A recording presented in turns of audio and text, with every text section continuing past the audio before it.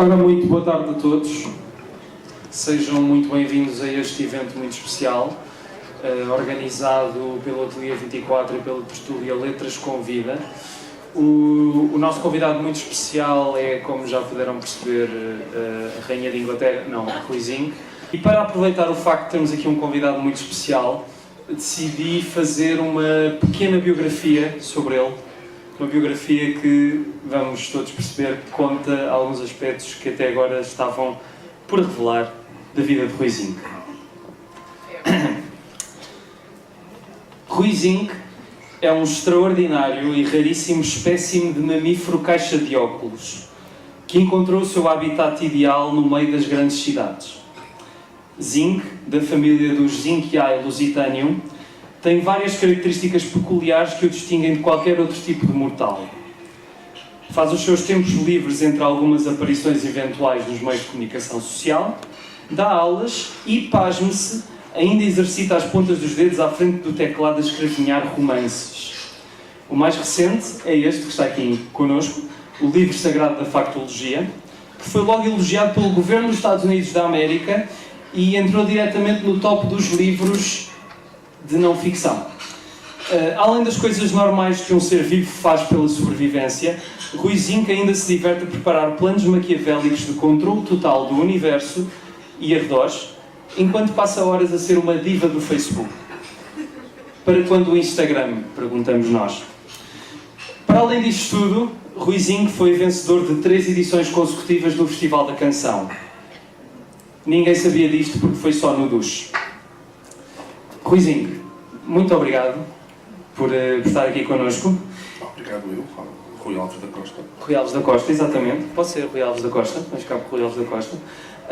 A primeira pergunta que eu gostava de fazer é: o que é que o Rui Zinck acha de figurar numa agenda onde estão também 2 grandes nomes da literatura nacional? Falo de Pedro Chagas Freitas e Raul Minhalma. Como é partilhar o espaço com estes 2 grandes vultos? Podia ser pior, podia ser o Lobo Antunes e ter um livro numa montra entre o José Rodrigues dos Santos e o Dan Brown. Isto é que foi uma resposta, estava à espera de o encravar, mas afinal não deu. Portanto é isso, não é? Não, há sempre situações piores, é isso. Pronto, muito bem. Então, passando por outras coisas, já que estamos aqui a falar de livros, há uma citação muito engraçada do Groucho Marx, um dos irmãos Marx, desculpem, que diz em inglês: "Outside of a dog, a book is a man's best friend. Inside of a dog, it's too dark to read." Traduzir isto em português se calhar não fica muito bem, mas pronto. Os livros são o segundo melhor amigo do homem, Rui Zinck? Eu penso que sou o melhor amigo do homem, sou o melhor amigo da mulher, sou o melhor amigo de toda a gente, até dos cães, pelo menos os que sabem ler. E dos gatos. Se calhar os gatos devem saber mais, há mais probabilidades de saberem ler. Os gatos não leem, os gatos escrevem livros.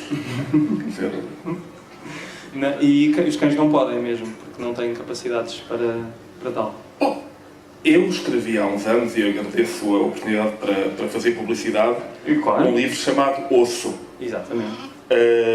Precisamente que muita gente achou que nem um cão merecia ler aquilo. Mas o Osso era sobre uma coisa muito atual. Era sobre Guantánamo. Aliás, eu espero que a tradução para francês, que surge em breve, a minha sugestão é que seja Guantánamo by Night, porque não dá para traduzir osso, que é um palíndroma. Ou seja, um palíndroma é uma palavra que se pode ler exatamente igual da esquerda para a direita como da direita para a esquerda. E o livro saiu, está ali fora, penso eu, com 2 Os maiores, porque a palavra osso tem mesmo a forma de um osso, se nós pusermos 2 Os maiúsculos nas mesmas pontas. E é sobre um interrogatório. É uma peça de teatro, se quisermos. Um interrogatório, um interrogador, talvez americano, talvez em Guantánamo, e o interrogado, talvez um terrorista. E depois eu gosto muito do segundo jogo, porque osso é também a questão do ouvir o outro.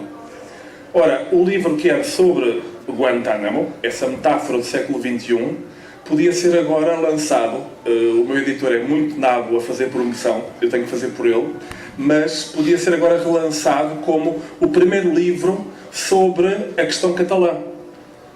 Porque a questão catalã é, mais uma vez, a questão do eu não ouço. Aliás, o melhor amigo da independência catalã é o Sr. Rajoy e a sua secretária, a Sra. Sáenz de Santa Maria, e o melhor amigo da Espanha unida é o Sr. Puigdemont. Portanto, eles, se calhar, convinha trocarem de lugares. Ou se calhar é de propósito. É? Se calhar é de propósito e não se calhar é de propósito, até porque o Puigdemont está a ter, não sei se pronuncia assim, está a ter uma postura, a própria cara dele é uma cara mais pachola e calma, que é a cara que deve ter quem tem poder. Quanto mais poder uma pessoa tem, menos nervosa está. E mais simpática e serena pode estar. O Michael Corleone não gritava, falava baixinho. E em contrapartida, o Sr. Rajoy e a Sra. Sáenz de Santa Maria têm um ar furioso de quem está a fazer uma revolução. Portanto, até nisso estão trocados. E, de facto, quer dizer, aqueles dirigentes são os melhores. Quer dizer, a Espanha está-nos a dar razões. Quando eu já não me lembrava porque é que nós não gostávamos de ser espanhóis, a Espanha dá-nos razões. Obrigado, Espanha, e obrigado, Catalunha. Fica aqui o agradecimento público. Passando para temas um bocadinho mais leves, o Rui há pouco disse que há sempre coisas piores, mas mesmo assim eu gostava de lhe fazer esta questão. Entre estas duas situações, qual é que é a piorzinha?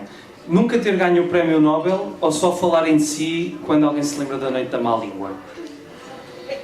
Quer dizer, as duas equivalem. As duas equivalem. Eu acho que os prémios são sempre dados à pessoa errada.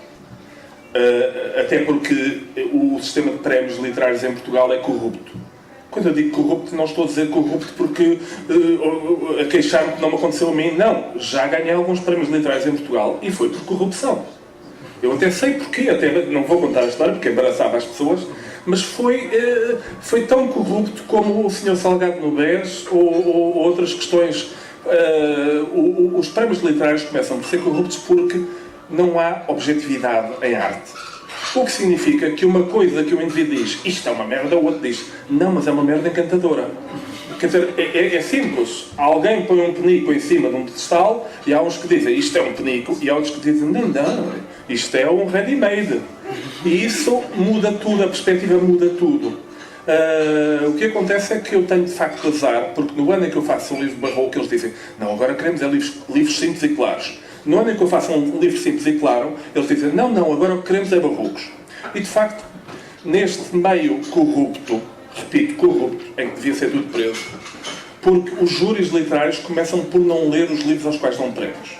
Um dos prémios mais vergonhosos em Portugal é o Prémio Leia, que este ano até pode ter sido atribuído, como muitos outros anos, a pessoa que merece. Não estou a dizer que a pessoa que o ganhou não o merece, estou apenas a dizer que o júri que dá o nome não lê os livros. Quem lê os livros é uma sociedade anónima composta por assistentes editoriais cujo nome nunca se sabe quem vai, e para haver um júri, por definição, um júri é como um tribunal da relação do Porto. Tem que haver pelo menos duas pessoas a avaliarem a mesma questão.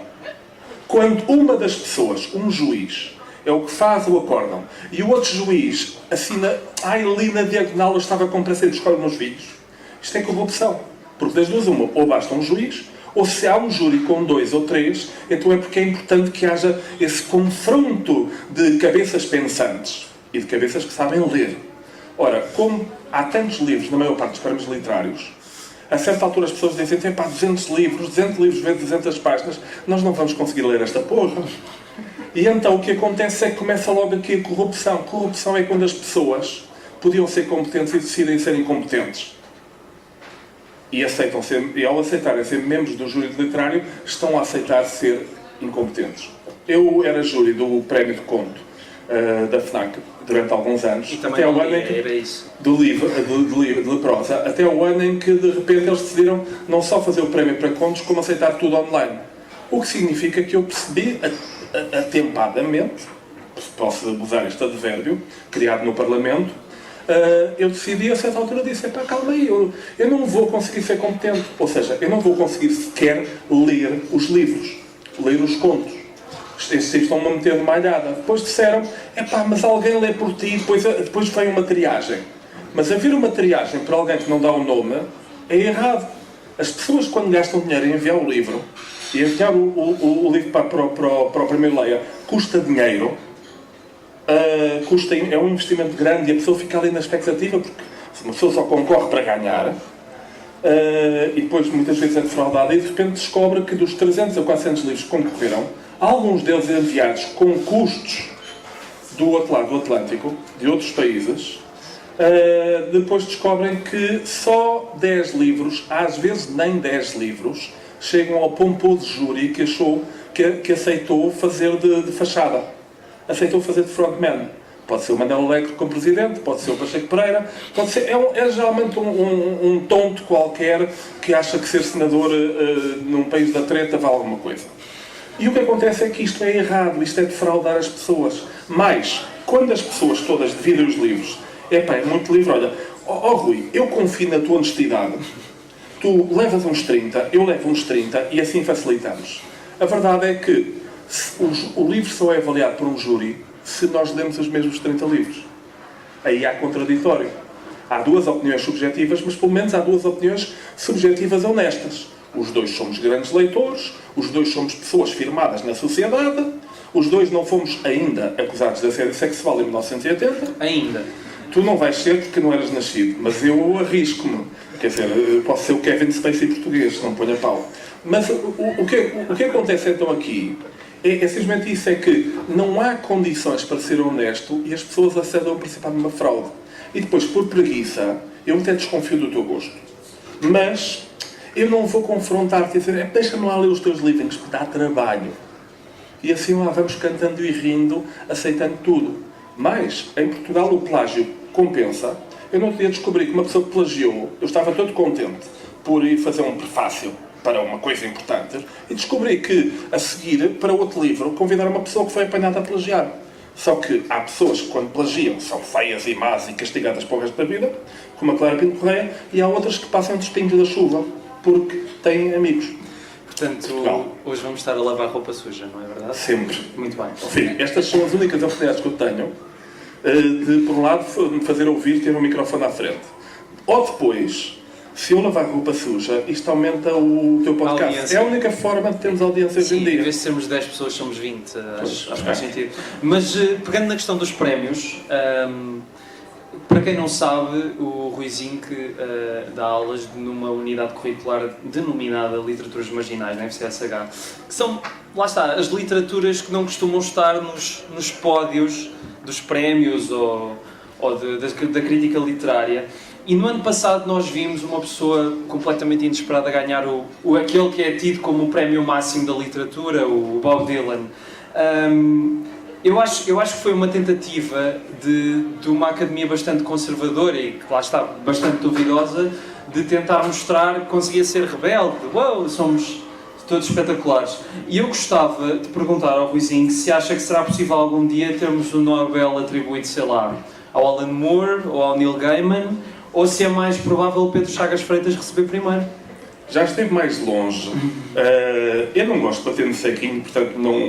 Podemos continuar. Eu adoro bater no ceguinho. Um ceguinho é a pessoa ideal para uma pessoa bater. Mas é que tu não estás a bater, ao dizer várias vezes o nome do Pedro Chagas Freitas, estás a promovê-lo. Exatamente. Estás obcecado, portanto apaga. A menos que queiras promovê-lo. Não, mas eu tenho outros nomes, mas é mais para a frente.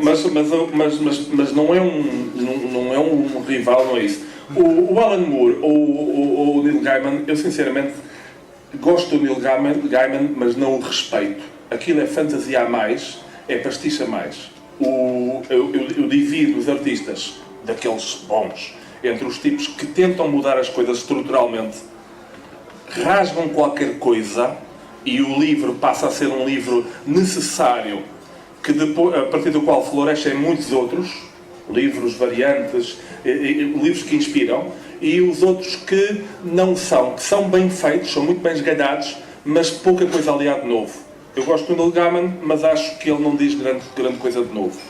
O Alan Moore tem 2 ou 3 textos que são fundamentais para a cultura popular, erudita, baixa-alta do século XX. Portanto, o Watchmen. Toda a gente leu os Watchmen, aliás, o filme dos Watchmen parecia uma coisa, além de ser mau, porque é um filme estúpido. É um filme onde tu presta atenção ao acessório em vez do essencial. fica fascinado com as coisas visuais, quando as coisas visuais lá, as cenas de porrada são só para entreter. A questão é outra. Mas o Watchmen parecia tão velho o filme, porque o filme foi feito muitos anos depois do livro, 30 anos depois do livro, e entretanto houve uma série de produtos, na alta cultura, na baixa cultura, no livro, no disco, na cassete pirata da TV, que todos eles foram aprender e fizeram variantes sobre os frutos dos Watchmen. Então, por exemplo, o Hancock, que parece muito mais para a Frentex do que os Watchmen. Foi feito antes, mas na verdade foi feito depois do livro. Até, por exemplo, um livro que ganhou o Pulitzer, que é o mais sério prémio literário americano, há uns anos, A Breve Vida de Shangao, agora falha-me o nome completo, mas é um livro, um romance muito interessante. Todo esse livro usa como matriz, usa como massa para a pizza os Watchmen. A influência que eles tiveram, até em filmes do Stallone, a influência que os Watchmen tiveram é enorme. O Joker, acontece uma coisa muito chata para mim na banda desenhada, é que, sobretudo na banda desenhada americana, é que é retirada a autoria e também o dinheiro aos autores. Isto é, se eles não se põem a pau, eles estiveram apenas a trabalhar numa fábrica. E tudo o que eles fizeram é dos outros. O que faz com que o Frank Miller não seja acreditado em filmes que usam, por exemplo, os filmes do Punisher, que usam todas as ideias do livro do Frank Miller, mas depois ele não é acreditado e o filho da puta do realizador atreve-se a dizer: ai, foi uma ideia que eu tive nudos. Muitas vezes não é por desonestidade, é porque o estúdio diz: opá, vais ter que dizer que tiveste a ideia no duche. Mas isto não fui eu que tive a ideia, isto foi o Alan Moore que teve a ideia há 20 anos. Epá, mas só os geeks, só os nerds, só os viciados em banda desenhada e os alunos virgens do técnico é que sabem que a ideia é dele. E portanto, o que importa é que agora nós estamos a trabalhar para milhões, portanto tu vais ter que aparecer como um inventor. A mim magoa-me muito, mas o Bob Dylan, de facto, não ganhou porque era da literatura marginal, ganhou porque era americano e branco. O Leonard Cohen tinha o azar de ser canadiano, o Chico Buarque tem o azar de ser brasileiro. É uma vergonha para a Academia Sueca não ter dado ainda o prémio a um único brasileiro. E isto não é uma inferioridade para a literatura brasileira, é uma inferioridade para a Academia. Exatamente. Quando há uns anos um senhor fez um livro baseado, um canadiano, está aqui na FNAC, foi um sucesso, ganhou o Pulitzer também, o Ian Martel, com um livro sobre um rapaz indiano que atravessa o Pacífico com um tigre. A Vida de Pi. Acontece que o livro é muito parecido com um livro que foi publicado nos Estados Unidos em 1982 de um escritor mau brasileiro, o grande Moacir Cotillard, mau nas palavras do Ian Martel ao início, e que de facto a ideia do Ian Martel é original, é fabulosa. Foi ela que fascinou o júri, as pessoas ficaram fascinadas. Que ideia incrível, que poético, um rapaz atravessando o Oceano Pacífico com um tigre, ai que giro. É o Calvin e Hobbes, basicamente. Isso mesmo, o que o Moacir Cotillard tinha feito 30 anos antes era diferente. Era um rapaz atravessando o Atlântico com o leão. Muda o gato só. Mas o Moacir Cotillard esteve em Portugal há uns anos, antes de morrer. Eu não quero fazer uma associação direta das duas coisas, mas não há coincidências. E ele contou a história, ele disse: eu acho que cada escritor que escreve em português devia ter o seu plagiador americano. Porque o meu livro estava fora do mercado e graças a esta polémica, eles dizem polémica, voltou aos escaparates. Só uma ressalva, já que fiz publicidade a pessoas que, lá está, não têm assim tanto talento para tal, dizer só que do Neil Gaiman aqui na FNAC está disponível na íntegra a série Sandman, que eu acho que é uma grande saga de banda desenhada, e do Alan Moore acabou de sair finalmente a tradução em português do Inferno, From Hell, também é uma das grandes obras dele, e o Watchmen também está disponível. Bom, acabando o momento de publicidade, nós estávamos a falar de BD. O Neil Gaiman é easy listening. Sim. Depende, muito bom easy dos listening. casos. É parte da caraca. Enquanto que o Alan Moore, no seu melhor, é mudança de paradigma. Sim. É a velha história, tu sabes, daquele filme, agora falha-me o nome, mas é sobre a cena de Manchester. Sim. 24-hour Party People, sim, em que a certa altura o fulano começa a dizer: bom, tudo isto da cena de Manchester começou com um concerto de Sex Pistols, que mal sabiam tocar, mas que tiveram uma importância fundamental para a música. E o tipo disse, foi num salão de bombeiros, estávamos lá apenas 9 pessoas, mas cada uma delas queria uma banda. E depois começam a a apontar, olha, estes criaram Joy Division, este criou Siouxsie and the Banshees, isto é, não estava muita gente na sala, mas dali surgiram bandas que depois tiveram salas cheias. E isso é maravilhoso. Agora, falando do seu mais recente livro, eu queria só pedir desculpa porque este exemplar é meu, está um bocadinho estragado. Não foi à Urban ontem, está só um bocadinho, pronto, vicissitudes de andar na mochila de vez em quando. Mas eu gostava de perguntar, porque é um livro que lida com o maravilhoso mundo dos factos alternativos. E eu estava a perguntar, ele só começou a ser construído depois da ascensão de Donald Trump ou a ideia já vinha a rememorar há muito tempo na sua cabeça? Essa é a minha tragédia. O livro começou a ser feito há 3 anos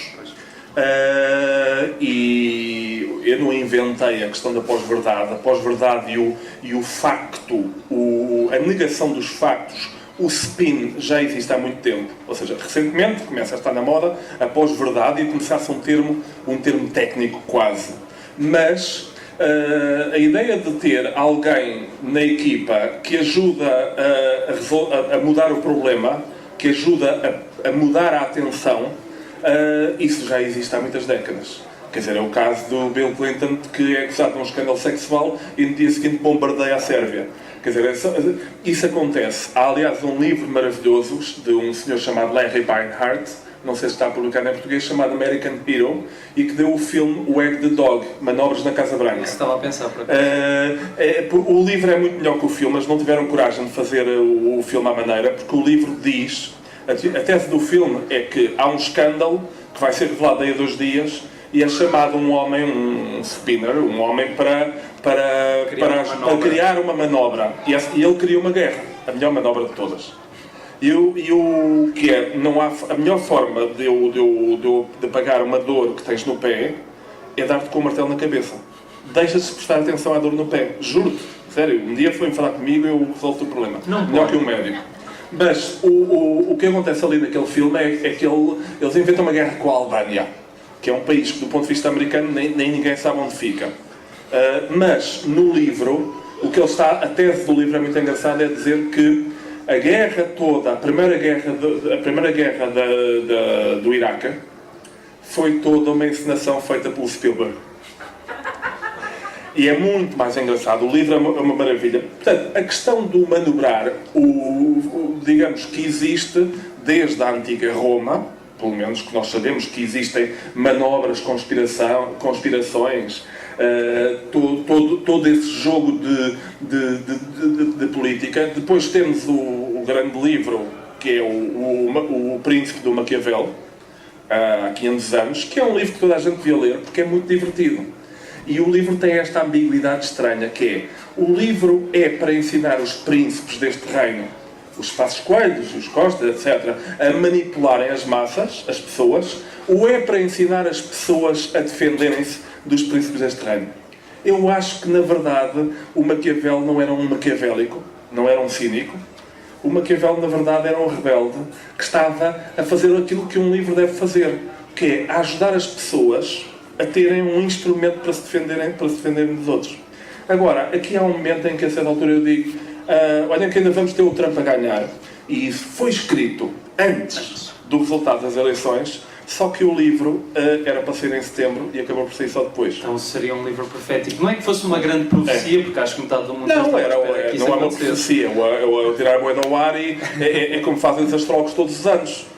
Todos os anos vão falar com os astrólogos, eles vão dizer, este ano vai acontecer isto, mas ninguém vai no dia 31 de dezembro verificar se a abelha Maia, se ela acertou ou não acertou. Portanto, é muito engraçado que tu em Portugal, em Portugal e no mundo cada vez mais, basta anunciares uma coisa, porque cada vez menos há jornalistas que vão verificar se ela aconteceu ou não. E isso é espantoso mesmo nos jornais. Eu lembro de há muitos anos que ia haver um escândalo qualquer com um governo que era apoiado por um jornal, e no jornal que era apoiado por um senhor que depois se tornou consultor do presidente, na primeira página era um jornal que tinha Eu lembro disto, porque eu guardo estas coisas. Era, colégio militar vai ter fardas novas. Esta era a manchete naquele dia. Breaking news. É.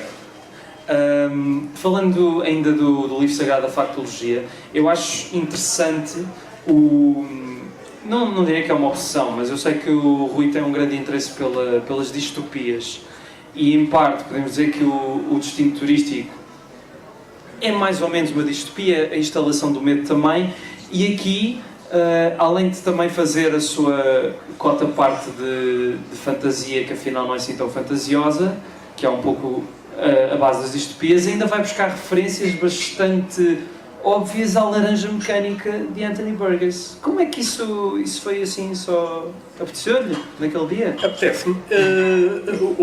Agora este é o momento erudito, portanto, quem não se interessar pode ir embora. Laranja Mecânica não... Ou então, quem está a ouvir, volte daqui a 5 minutos. Não, este é o momento, há sempre um momento em que uma pessoa cita o Jorge Luís Borges, e este é o momento. O Jorge Luís Borges tem uma frase em que ele diz mais ou menos isto. Quando eu estou a escrever, eu penso que estou a escrever uma coisa original e depois descubro familiares. Há escritores que ficam chateados com isso, eu fico contente.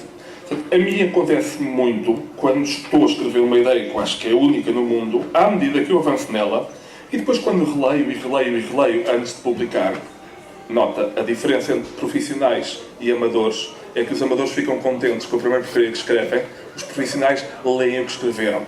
Não dão esse trabalho só para os outros. Então, quando estou a reler, eu começo a descobrir que muitas daquelas ideias têm familiares, têm primos. Primos que podem ser coisas que eu já tinha esquecido que tinha lido. Coisas que vêm à baila, coisas que vêm à rede, pequenos embriões que estavam cá. E, no meu caso, eu não fico muito contente disso acontecer, mas não tenho vergonha de o mostrar. E muitas vezes até faço pós-fácios, notas de autor, onde digo aquelas que identifiquei. Neste caso, a nota do autor faz parte do livro, portanto não usei desta vez para falar da familiaridade, mas há uma página qualquer em que eu dou mesmo claramente a dizer, olha, isto tem a ver com a Laranja Mecânica. E a Laranja Mecânica é um filme muito importante para a minha geração. Começou por ser um filme muito importante por causa da primeira parte, que é a parte da porrada coreografada, e é um bocadinho um filme perigoso. E foi considerado um filme perigoso porque as cenas de porrada, de violência, eram muito sedutoras. Aliás, devo dizer que quando uma pessoa está a bater, é bastante agradável. Quando a pessoa está a apanhar, não tanto, mas há uma sedução. Por exemplo, eu pensava que era ao contrário. Mesmo. Por exemplo, o primeiro filme, se vocês forem ao YouTube, é o filme onde vemos aquela cena da ponta e mola. No outro dia, a minha tradutora para Bengali, a Rita Rei, estava-me a perguntar, sim, porque eu sou o escritor português mais publicado em Bengala e no Bangladesh, portanto ficam a saber isso. Se um dia aparecer no Trivial Pursuit, qual é o escritor português mais publicado em Bengala? Saramago, Lobo Antunes, Pedro Chagas Freitas ou vizinhos, já sabem, sou eu. Mas ela perguntava-me, ouve lá, o que é isso de faca de ponta e mola? Porque um bom tradutor pergunta, um mau tradutor sabe tudo, fugir desses tradutores. Agora ela perguntou o que é, e eu aí expliquei-lhe, mas depois fui ao YouTube e encontrei a ligação e mostrei-lhe a imagem, que é aquela cena, uma cena do Laranja Mecânica que o tipo está assim. E isto é muito sexy. É pouco prático. Quer dizer, é melhor ter uma faca mesmo, ainda por cima que a mola varia-se, depois não espeta, é uma chatice, depois vocês têm que dizer ao adversário, espera aí, mas pronto. Mas a faca de ponta e mola é muito sexy e a violência da primeira parte do filme é muito, muito sexy. E depois, mais tarde, eu percebi que a parte interessante do filme era a segunda, que é a parte do tratamento forçado e a questão de se o Estado deve ou não vingar-se de quem fez coisas sádicas, se o Estado tem direito a modificar a personalidade da pessoa, se o criminoso, quais são os direitos do criminoso, etc, etc, etc. E depois eu fui ler o livro. E o livro, de facto, é um livro difícil de traduzir, porque a piada toda do livro está na linguagem. E a linguagem é o quê? É muito simples. O Anthony Burgess inventou uma linguagem que o narrador fala, o Alex fala, e que é uma mistura de russo, que ele conhecia, com o inglês. Então tem coisas, até porque há uma grande comunidade russa em Londres, como toda a gente, muita gente perceberia, e ele diz, vamos beber o nosso leitinho vigoroso, que é uma espécie de cocaína do futuro, e eles dizem, vamos beber o nosso moloko. E depois, em vez de dizer, eu estou com os meus amigos, eu estou com os meus drucos. E o que eu fiz aqui foi uma mistura de essa linguagem da legião mecânica, a inovação do Joyce no livro mais difícil dele, que é o Finland's Wake, e esse clássico da literatura mundial chamado Os Trunfos, que agora foi, por causa dos americanos, virou-se Smurf, que é uma coisa estúpida. Já há umas décadas, acho eu. Mas é estúpido. Cá é que se também passou a chamar Smurfs, exatamente. Por falar nos Smurfs, ou os trunfos, ou pitufos, como se chamam em Espanha, pitufos parece pantufas.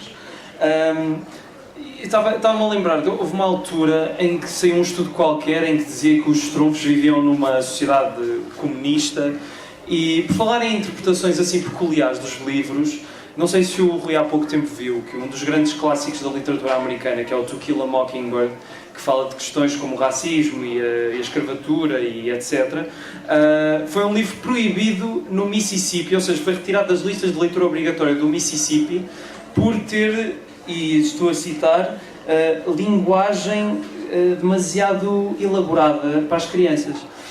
E eu gostava, primeiro, acho engraçado ter sido no Mississippi, porque não é um estado nada ligado à escravatura, nem ao racismo, nem nada. E gostava de perceber como é que vê estas coisas a acontecer nos nossos dias. Eu não me desagrada, porque eu, ao contrário de ti, Rui Alves da Costa... Alves de Sousa. Alves de Sousa, porque é que eu te chamava? Eu pensei que estava a gozar. Não, já antigamente eu te chamava sempre Alves da Costa, porque é uma chatice, Alves de Sousa. Não faz mal. Amigos na mesma. Amigos na mesma, pois. Podes-te enganar o meu nome um par de vezes, se quiseres, agora como vingança. Mas eu nasci em ditadura. Vivi 13 anos da minha vida durante o fascismo. A palavra é mesmo esta. Tive familiares presos. Isso afetou a minha vida. Ou seja, afetou a vida da minha mãe, logo afetou a minha vida. Quer dizer, a minha mãe e o meu tio, quando tinham 80 e tal anos, eles estavam os dois à minha frente, dois velhotes. Estávamos a almoçar e estavam os dois velhotes de repente, e a minha mãe começa, e o meu tio diz, olha lá, quando o paizinho foi preso, tu tinhas 13 e eu tinha 12, não era? E a minha mãe teima e diz, não. Quando o paizinho foi preso, eu tinha 12 e tu tinhas 11. Não.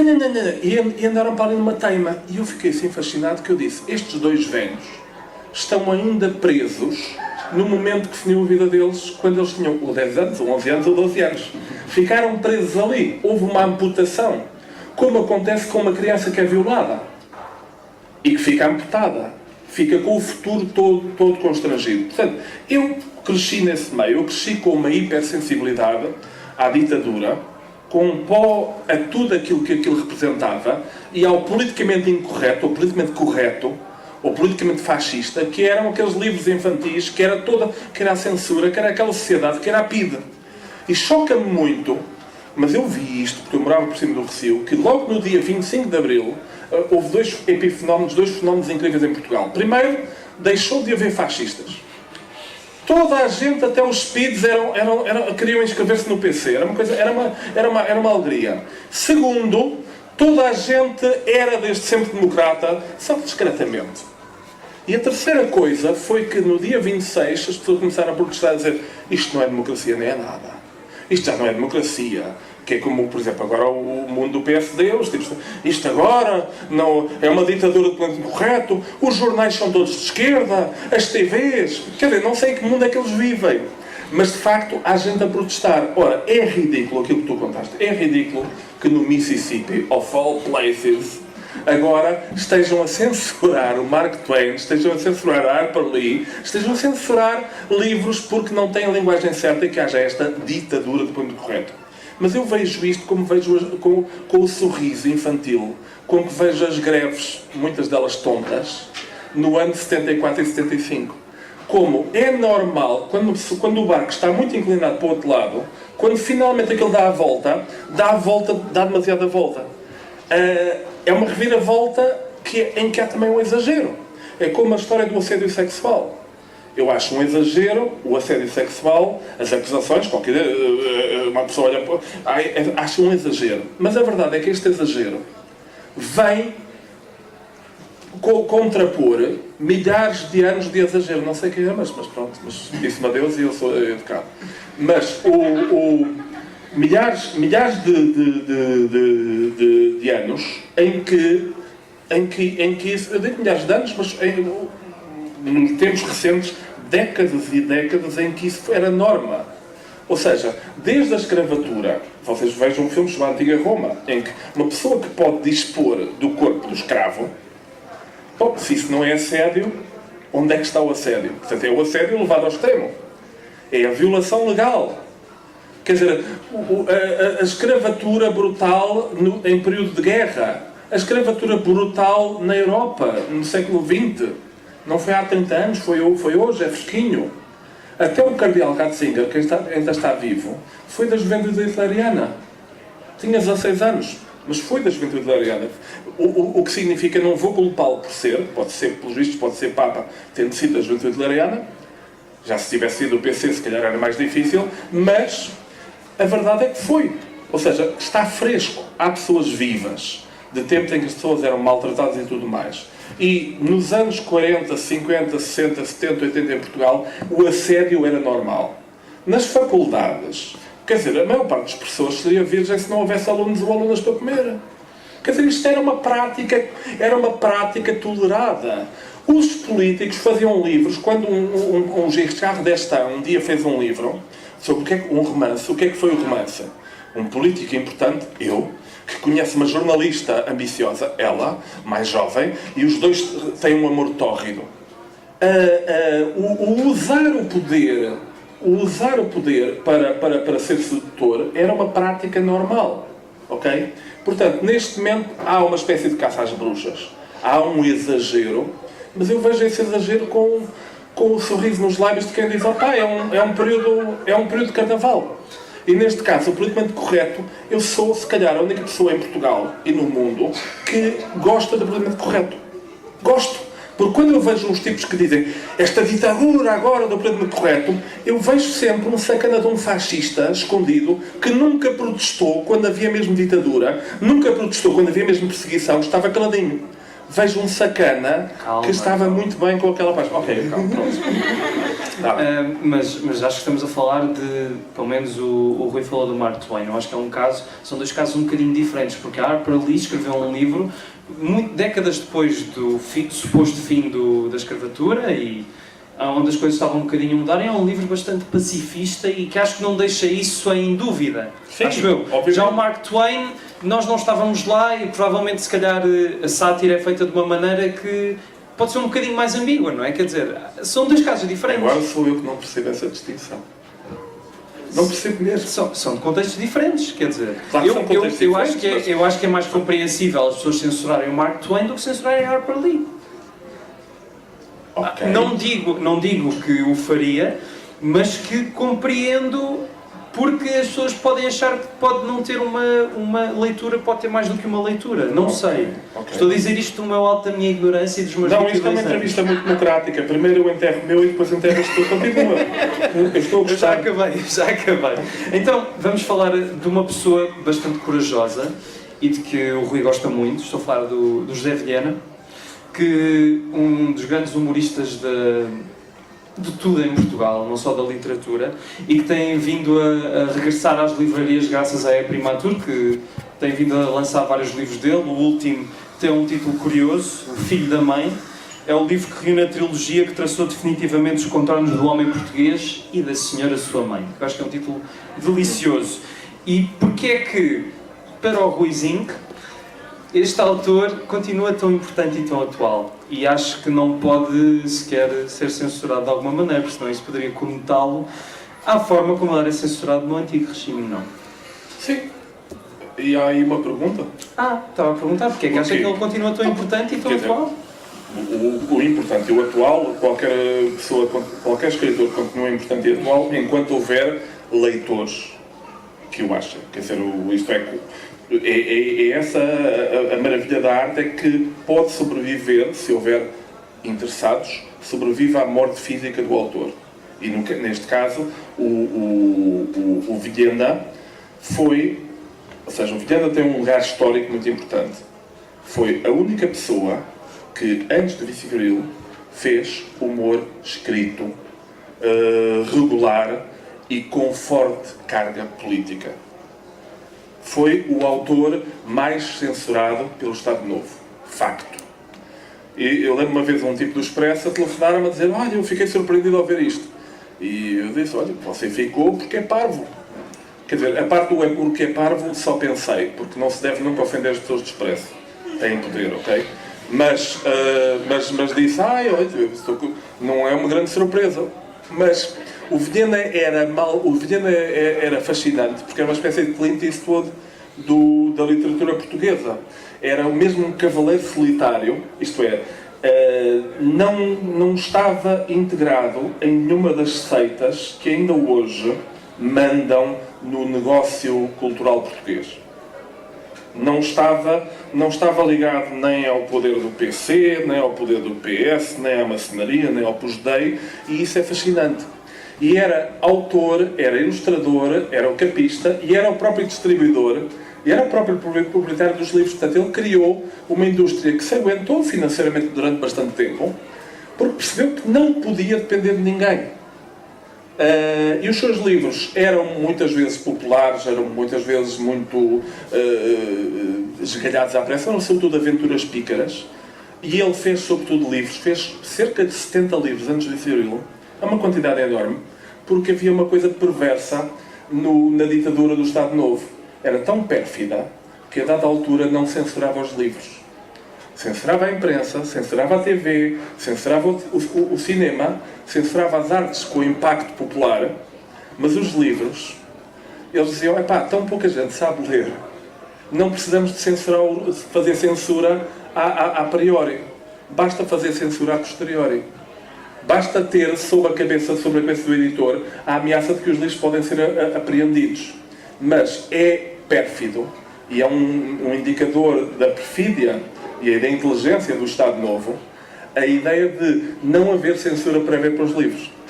Ora, para as revistas, que era o que o Vilhena queria fazer, havia. Então o Vilhena começou a fazer livros com espírito de revista para poder fugir à censura. E ele tem a mais bonita definição de censura que eu ainda hoje conheço, que é esta, e que se aplica completamente aos mídias portugueses. Censura é a arte de separar o trigo do joio a fim de publicar o joio. Era para eu dizer alguma coisa para me enterrar. Peço desculpa. Estou a brincar, obviamente. Mas para não ficarem com uma impressão minha, não tenho tendências fascistas nem nada e não queria entrar por aí. Mas queria só terminar com um pequeno desafio. Gostava que o Rui completasse a seguinte frase: numa noite, E.L. James, Paulo Coelho e José Rodrigues dos Santos entram num bar e... Entram num bar e quem é que lá está? Não, eu estava a dizer que podia acontecer qualquer coisa quem deles. é que lá está? Vamos fazer isto também. Quem é que lá está no bar? O taberneiro e... O taberneiro e... Não, o barista, neste caso o barista e pessoas que não são escritores, acho eu. Ok, então vamos lá recapitular. Portanto, eles entram num bar... Complica tudo. Eles entram num bar e só uma pergunta: estão lá os seguranças... Podem estar. Podem estar. Os seguranças. Epá, então eu pago para ver dois deles levarem uma carga de porrada. Só dois. E juro que vou ser testemunha deles do tribunal, fazer aquela coisa que... Sr. Dr. Juiz, eu vi, eles estavam sossegados num canto. Ok. Ainda temos tempo. Eu estava a olhar para o relógio, mas temos algum tempo. Ah, é? Sim. Não, temos 10 minutos à vontade. Então, o que é que tem lido ultimamente? Mas estava mesmo a terminar? Estava, mas podemos falar mais um bocadinho. Então Não, diga-me já agora o que é que tem lido ultimamente. Alguma sugestão aqui para a nossa plateia, já agora? Tenho várias... Se quiserem, vamos por aí. Ora bem, eu tenho a ver aqui... Eu ando a ler... O que é que eu ando a ler? Eu ando a ler... li no outro dia um livro, já agora faço propaganda, da Jumana Haddad. Eu fui a um congresso na Gulbenkian que era Mulheres nas Artes, percurso de desobediência. E foi uma coisa muito bonita, acho eu. Teve o teve a Maria Teresa Horta a contar histórias incríveis, e uma das histórias que ela contou é que quando elas iam para editar as cartas, as novas cartas portuguesas, as Três Marias, a Maria Teresa Horta, antes do 25 de Abril, foram depois perseguidas no tribunal, etc. A Maria Teresa Horta, a Maria Velho da Costa e a Maria Isabel Barreno. A certa altura, os editores, quase todos, disseram aquilo que é típico, ainda hoje é típico do intelectual português, que é, eu publicava, mas eu gosto muito, acho interessante, só que neste momento estamos com problemas financeiros, estamos com problemas de distribuição, quer dizer, começaram todos a cortar-se. E a Maria Teresa Horta contou, eu já ouvi muitas entrevistas com ela, mas foi a primeira vez que ouvi isto. Ela contou que quem se chegou à frente foi a Natália Correia. E ela disse, sim senhor, eu publico-vos isso. Então ela arranjou depois os pormenores não me lembro agora, mas então a Natália Correia disse, entreguem-me o livro mal possam, que eu meto diretamente na tipografia, antes que aqueles tipos antes que alguém me possa chatear, e foi assim que o livro foi publicado. E eu fiquei mesmo muito espantado, porque de facto não conhecia a história, não fiquei espantado pela coragem da Natália Correia, que aprovou bastante tempo em vida, mas foi uma das coisas que esse congresso me deu.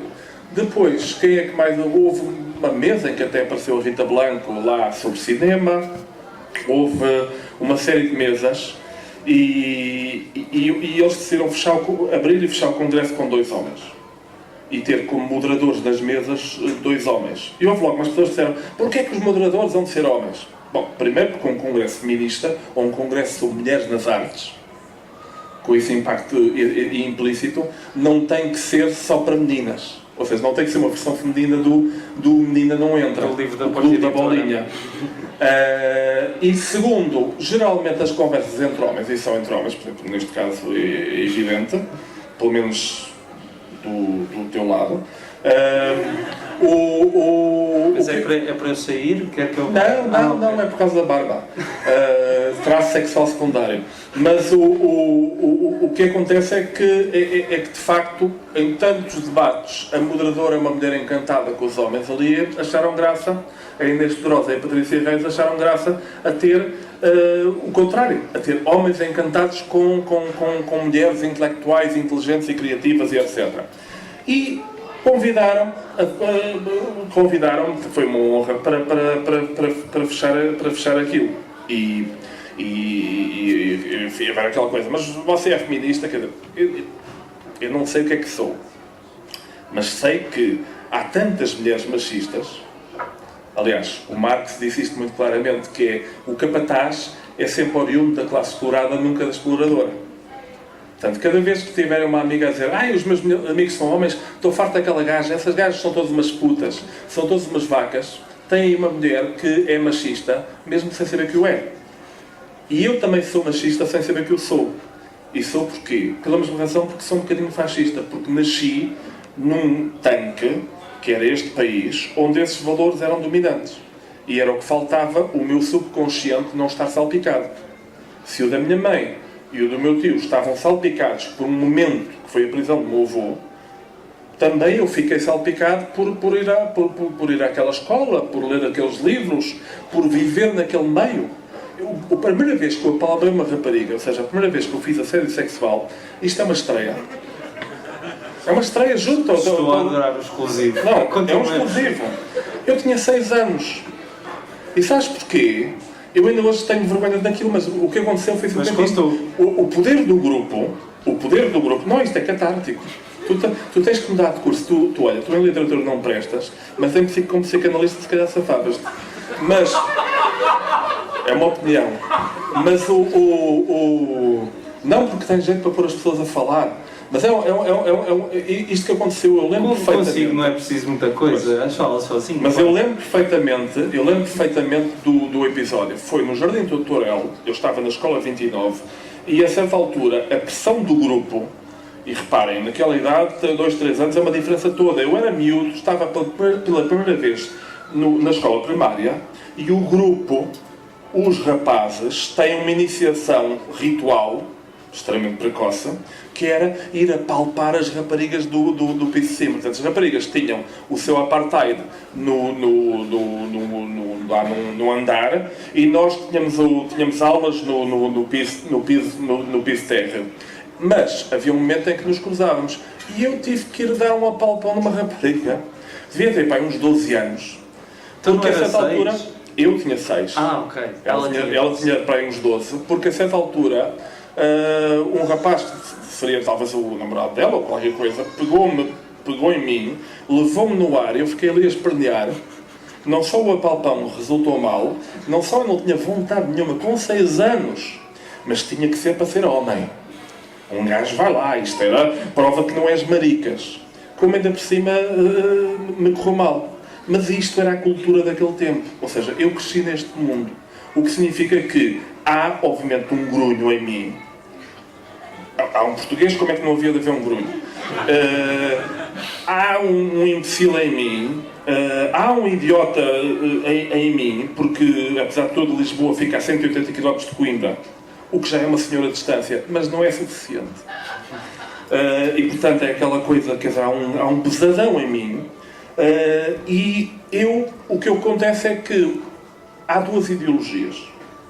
Uma é a que eu tenho dentro de mim, os valores que eu tenho dentro de mim e que tenho mesmo que não queira.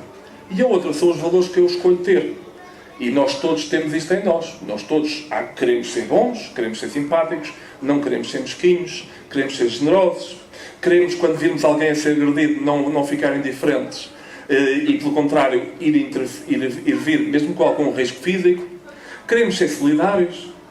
Queremos limpar o que sujamos, mas depois, obviamente que na vida real, vocês vão a uma faculdade, vão à cafetaria de uma faculdade e veem os estudantes que nós temos. Gente que não é capaz de ir pôr a chávena, de ir arrumar a chávena e que espera que as pessoas que estão lá a servir sejam criados. Ou seja, ainda hoje temos estudantes a treinarem para ser doutores, ou seja, para ter criados, e não para serem pessoas decentes. Mas todos nós, se vamos perguntar às pessoas, se vamos perguntar, você é uma pessoa generosa? Todos somos. E humildes também. E humildes, todos somos. Todos somos simpáticos. Agora, a verdade é que alguns de nós não somos, todos somos isso. O que muda, o que é que desautoriza? O nível. Há pessoas que ao longo da vida têm tendência para ter algum civismo e há outras que não têm. Há pessoas que de vez em quando leem um livro e há outras que não leem. Há pessoas que de vez em quando votam e há outras que não votam, porque era o que faltava. Há pessoas que às vezes se desviam do caminho para ser solidárias e há outras que não se desviam. Há 2 anos havia uma grande manifestação para defender os interesses dos bolseiros, dos doutorandos e dos pós-doutorandos. Eu e o meu colega Miguel Valde Almeida, amigo de há 30 anos, fomos lá, era um dia de chuva, era um frete, não nos apetecia, não éramos parte interessada, mas fomos por solidariedade. Muitos dos alunos do Miguel não foram porque, eu não apetece, eu prefiro fazer de outra maneira. Isto é, os interessados, muitos deles baldaram-se. Voltando a que livros é que eu ando a ler, então, nesse dia, eu vi uma conferência da conferencista estrangeira que veio cá, para fazer o Congresso Internacional, que era uma árabe, libanesa, que escreveu um livro, Eu Matei Sherazade, e que é o primeiro livro de uma nova editora, que está aqui, com o rosto dela na capa. Não gosto muito de livros com o rosto na capa, mas é um livro que ela escreveu para contrariar os clichês que nós ocidentais temos da mulher árabe. Para dizer que elas são muitas, são milhões, são cerca de 500 milhões, e não são todas criadas, não são todas vítimas, não são todas pessoas maltratadas. E este é o livro mais fresquinho, assim, que me ocorre dizer-te neste momento. Agora, é uma ótima sugestão, eu acho que é uma ótima sugestão e acho que podemos fechar por aqui, se quiser, veja lá. Não, fechamos, que eu tenho que ir buscar o meu filho ao aeroporto. Então vamos só dar uma grande salva de palmas ao nosso excelente convidado.